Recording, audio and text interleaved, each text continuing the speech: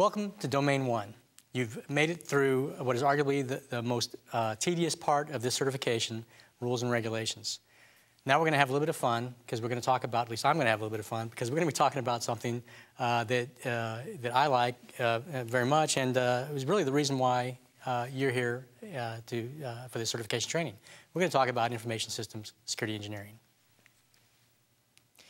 So this is what we're going to do. We're going to talk about security engineering and systems engineering by introducing the basic concepts and then talk about some specific methodologies and process models. And then we're going to talk about one in particular, the IATF, the Information Assurance Technical Framework, ISSE methodology and process model.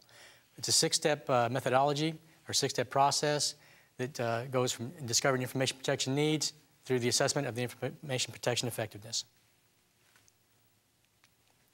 So, security engineering and systems engineering. What is a system?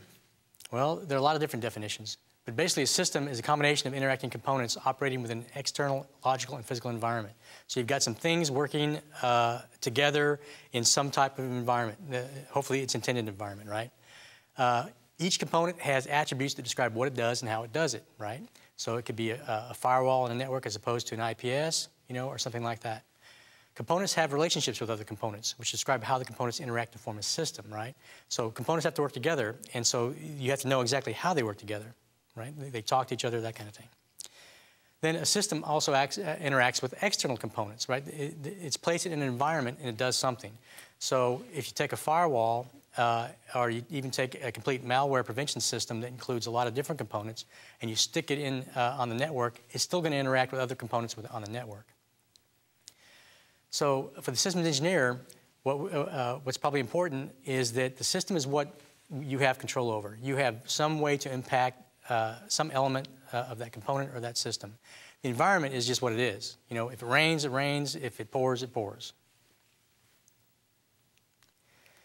So this concept of systems is pretty general. So with IT systems, we have specific types of components we normally talk about.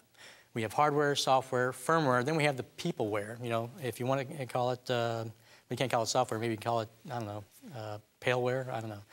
But anyway, if you take a look at all these components, then you know that there are relationships between these components. Software resides on hardware. Software that is very specific and can't be modified it can exist on firmware. And of course, people interact with the system. So the system environment, or the boundary between the system and the environment, really depends on the system you're designing. Okay, for example, if you're designing just a database application, and that's going to sit on top of an existing database system, then the database and the operating system and all that is part of the environment. You really have very little impact on that. If you're developing something from scratch, or you're doing a complete system redesign, in this case, then the operating system, the DBS, the database management system, the hardware, everything would be part of your system, right?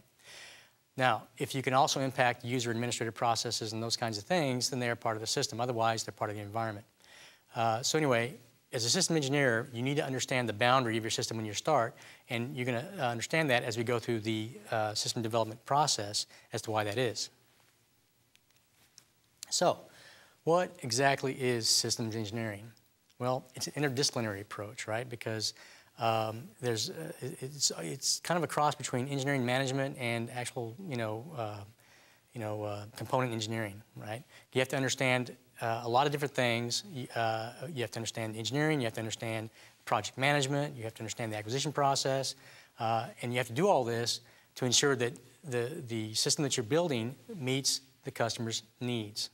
So, simplistically, what's science? It determines what is, right? What's possible. Component engineering determines what can be, in actuality.